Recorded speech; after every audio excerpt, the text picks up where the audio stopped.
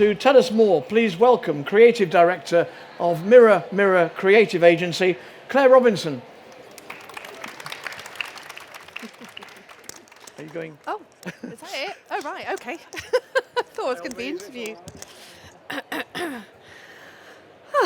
Hello, I feel like Beyonce because I've got this little microphone on. So it's the first time I've ever had a little microphone like this, so I'm very excited about it.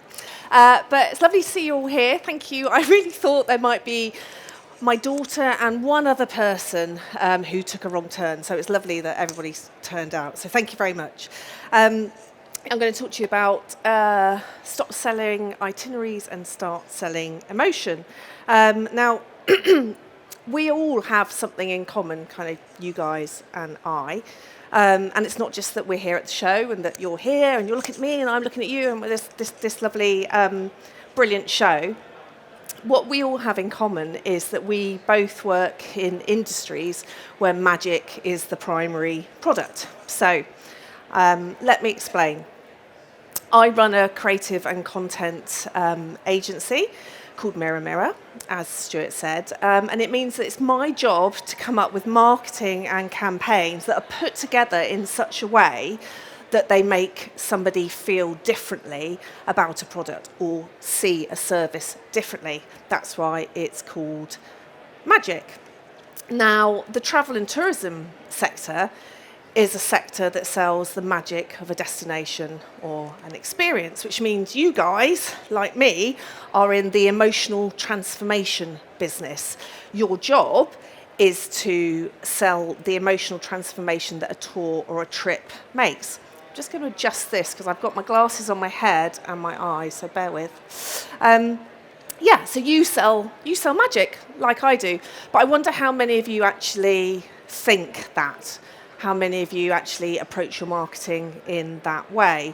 Like so many brands that we work with and that I've seen time and time again, you might focus in selling functions over feelings or features over benefits. So it might be something like in your marketing, 7 nights, 4 destinations, 3 excursions and a free breakfast. I love a free breakfast. I'm a big fan of a free breakfast, but nobody actually buys a trip because of a free breakfast. Nobody buys a trip because of a really nicely put together itinerary. It's not the primary driver of the action. It's an important part of the selling process, but actually those things alone will not get you engaged and converting customers. The truth is that people buy trips based on emotion first and logic second. So to put it another way, the great Maya Angelou here said, people forget what you said, people forget what you did, but people never forget how you made them feel. And so that's a great quote to kind of remember. The other great quote to remember for your marketing is what somebody's heart feels today, their head will remember tomorrow. It's a really important kind of little maxim to take away with you. So why is this the case? Why is it that human beings buy first with emotion, followed by logic? Well, I think it's because essentially we are all emotional children walking around pretending to be grown-ups. Or maybe it's just me. For a more sort of scientific point of view, there's psychologist Daniel Kahneman. He wrote a book, which somebody you might know about, called Thinking Fast and Slow. Now, he basically said that the brain, humans think with 2 brains, essentially. They think with a system 1 brain and a system 2 brain.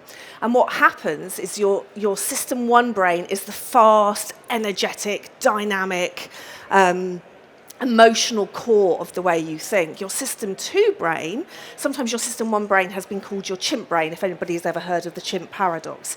Your system 2 brain is actually more like a computer, so it's slow and it's logical.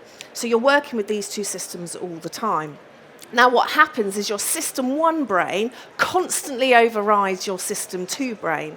And the reason it does so is because your system 1 brain doesn't use up so much energy. And as human beings, we constantly are trying to, our primitive form is conserve energy and conserve effort. So That's why, with these two systems, system one is often driving the decision making.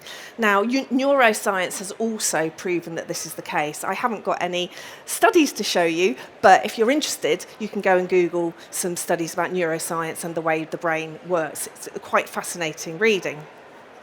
So, obviously, selling emotionally for commercial success isn't just hypothesis. You know, it's not just woo-woo. It's not just being done in sort of psychology departments and stuff like that, and it doesn't translate in the commercial world. It is proven to work in the commercial world. The IPA, I don't know if any of you heard of the IPA, the Institute of Practitioners in Advertising. So they're a very important body, and they conducted a landmark study. And they showed in this landmark study that emotionally led campaigns are more likely than rational campaigns to report very large profit increases, as demonstrated by the lovely graph which is on the screen at the moment. And it's not just the IPA's research that is backing this up.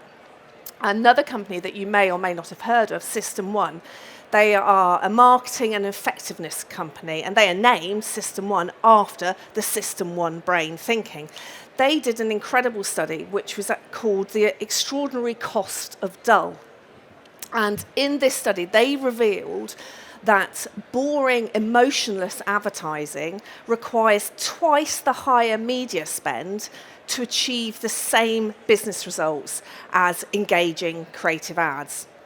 So essentially, the conclusion is, if people feel nothing about your marketing and your advertising, you're basically wasting money and you are actually damaging your brand in the process. So, the fact is, if you take one thing away from today, the fact is the single most important thing that influences people to take action is emotion. So whether it's your website, whether it's a paid media ad, whether it's your brochure or a piece of content on your social feed, you need to appeal to people's emotional needs. So how do you do that?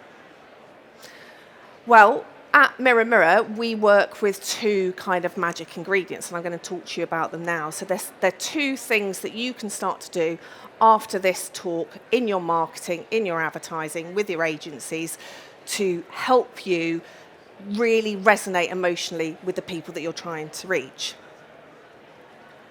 Okay, so the first ingredient, the number one ingredient, is sell a future emotional state.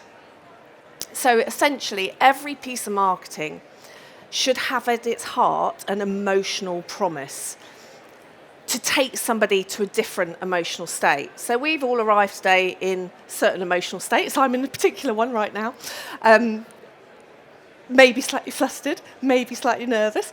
But later on, when I'm in the car home, I'll be completely relieved. So that's what I mean by emotional states.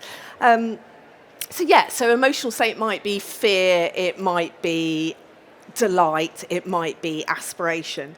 Some of you might have heard this called the emotional selling proposition, or ESP. I call it the emotional state. Now, so that's all very nice, but how can you look at your audience and how can you actually dig beneath and work out what their emotional state is? Well, there's a really cool kind of little tip. Again, some of you might have heard of, some of you might not have heard of. So I wonder how many of you have heard of the pain-pleasure principle. So essentially, human beings are driven by two things. They're driven by avoiding pain and attaining pleasure. It is that simple. We like to think that we're very complex, but actually it's the pain-pleasure principle. So this is a really good way of working out where your audience are and where you want them to be, using this principle at the heart. So you can ask yourself, what is the primary emotional reason your tour or trip will appeal to your targets? What pain are they avoiding? What pleasure are they gaining? Maybe the pleasure is a state of community. If it's a coach trip, that can very well be the case. I was just talking to somebody earlier who was saying that in their coach trips, solo people go and make great friends. That's a wonderful story to tell. They're attaining a pleasurable emotional benefit from that. Maybe it's inspiration if you're going to a particular destination that doesn't necessarily have to be a honeypot destination. It could be something like a castle with a fantastic, interesting history. So they're attaining something there. Maybe they're avoiding the pain state. Maybe they're avoiding fear of missing out. I don't want to miss out on that trip. That sounds absolutely amazing. Or my friends have talked about that trip. That sounds absolutely amazing. Maybe they're avoiding the pain of overspending. So essentially, when you start to dig into it, you can really find the pain-pleasure principle at work, and then you can really hone in on how do we use that to make an emotional promise about what it is that we're talking to them about, we're communicating about. So, magic ingredient number 2. Once you know what the emotional state is that you want to sell, you can't just do it in a straightforward way. The great ad man, David Ogilvy, said, you can't bore somebody into doing business with you. And never has that been more true with the absolute overwhelm of stuff that we are seeing in terms of marketing at the moment. You cannot bore people into doing business with you or buying your product or your trip. So showmanship is the second magic ingredient. That means you have to make people feel something now. So you're selling them a future state, you're shifting them from where they are now to what they want in the future. But your communication, your marketing has to resonate with them now. If that triggers emotion now, then you've got them. So it's really important to do that. That means that you have to sell with distinctiveness, with character. You have to use drama, use storytelling, use creativity, think laterally about these things, use originality in your marketing to be able to cut through. So as we've got here, you need to inspire people in the moment. So whether it's a simple line of copy on your website, think of different ways to say it. One of the lines of copy that I see an awful lot in the tourism sector is the reconnect with nature phrase. What does that mean? What does it mean? It's, if you unpinned that, if you dug into that a bit more, you could spin that in a way and communicate that in a way so everyone else can be saying reconnect with nature, but you could be saying something really delicious and real and human and true, and that's what will get you cut through. So whether it's a line on your website, like something like that, or it's the image that you use, think about the imagery you use in your marketing. Is it generic? Is it stock imagery? Is it showing people having a nice time? Really start to interrogate those things. Just because you see it in the marketplace doesn't mean that that's something that you should be doing. So pay attention to those things. Your whole objective is to stop the scroll. I'm talking obviously of digital, but it's the same with even if you're doing a print ad, it's to stop somebody. They're reading a magazine. You've got to interrupt that, but you've got to interrupt it relevantly and meaningfully and with emotion. So these questions there are to help guide you, look at your marketing. When you know what your emotional state is that you're selling, that you're trying to shift people away from, and you've put your marketing together, that's the time to start to interrogate it. So you need to ask yourself things like, are we being interesting to the audience? Another great quote from, I think, another ad man was something like, people don't read ads, but they read what interests them. So make your ad interesting. So really ask yourself and be truthful. Is this interesting to our audience, or does it just talk about us and what we want them to do? Also think about things like, is this piece of marketing worthy of their time? I mean, you are, as well as, I don't know how many of you here are actually fully marketeers or business owners, or what your role is in your businesses. but you're also consumers. And you'll know that no piece of marketing really has the right to just walk into your life and be dull and boring. It's got to do something relevant and of value to you. So that's a question that you need to ask about your own marketing. Is this really adding value to somebody's day in some way? Is it triggering some sort of emotional state and making them feel like they're getting something from it? Another question to ask is it truthful? I mean, we can smell phony from miles off. And with the massive rise of AI, that's becoming so much more important. Is this AI generated? Is it real? Is this a real human being? Again, with your stock imagery, that can look phony. So pay attention to those things. If it looks phony, that will give people a little moment of friction to go, oh, I'm not really sure about that destination or that particular trip. I'm not sure about them. Is it unexpected and surprising? Again, this is what I was talking about, you need to interrupt people, but you need to do it relevantly, you need to do it meaningfully. Also, does it riff off kind of the now, what's happening in the modern world and culture? Is there something that you could tap into there, whether it's the way, some of the language things or some interesting events that are going on? So ask yourself all these things when you're assessing your marketing. And if the answer to any of them is no, then maybe go back and have a think again. Okay, so I want to show you 3 examples now of brands who I think do both of those 2 things really well.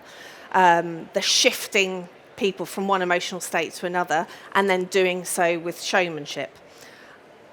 This is where the tech might fail me, so bear with, but I'm hoping that it will all be okay.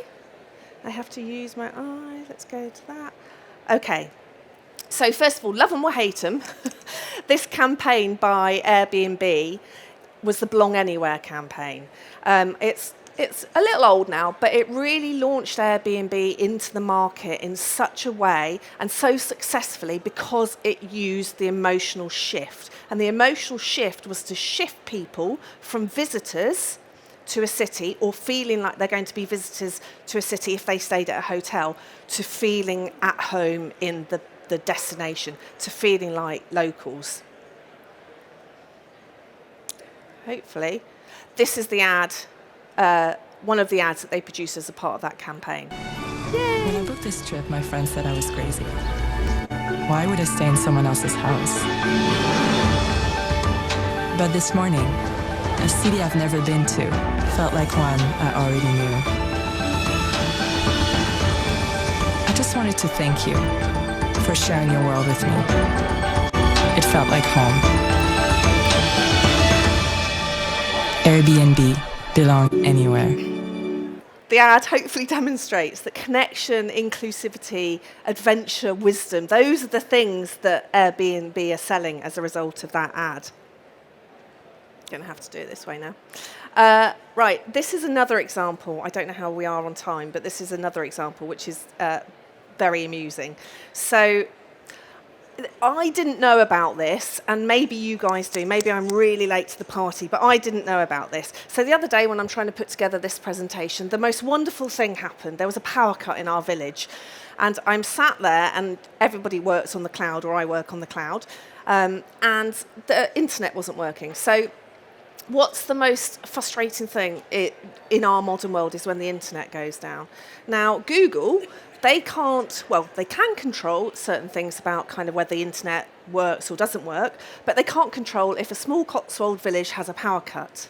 But what they can do, and this is the genius of this, is they can, in that moment, to protect their brand, do something that shifts somebody away from the, oh my God, the internet has gone down, that's really frustrating, to, oh, this is interesting.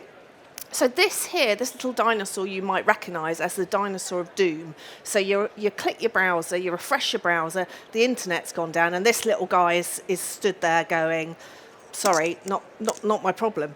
But what Google have done, which I didn't know about until that very day, was they have done this.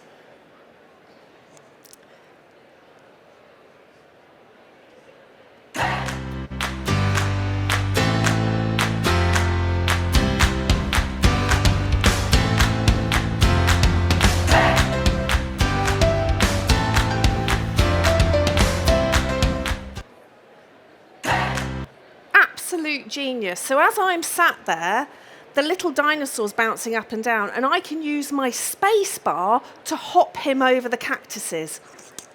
I mean, okay, for like 5 minutes, maybe a bit longer, half an hour, I played that game, and it was just joyful. It was absolutely joyful. So I went from being incredibly frustrated to like, oh my God, that's brilliant, Google.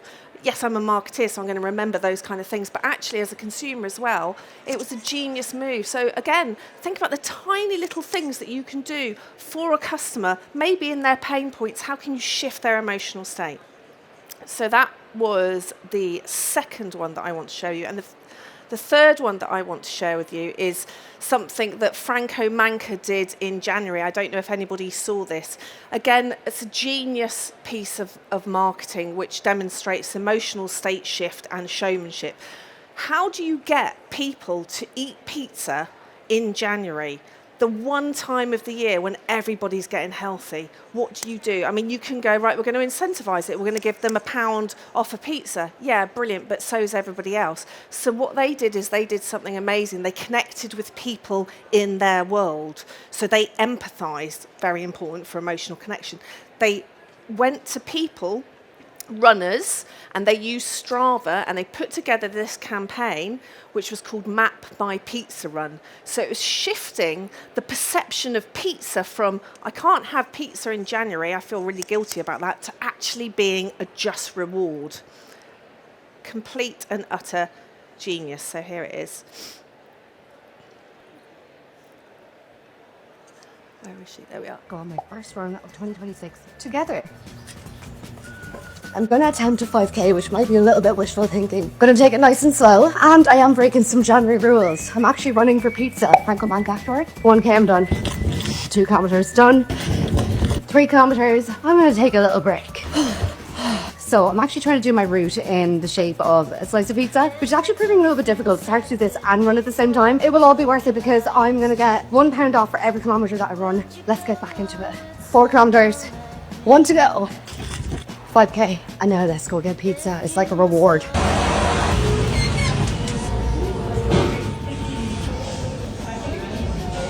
I've decided to order pizza number 9, which is the Trade Portanini. I've spotted garlic, yeah. Look how big this is. Oh my God, definitely worth the 5k run, which means I get £1 off for each kilometre. It's so good. Great for after a run.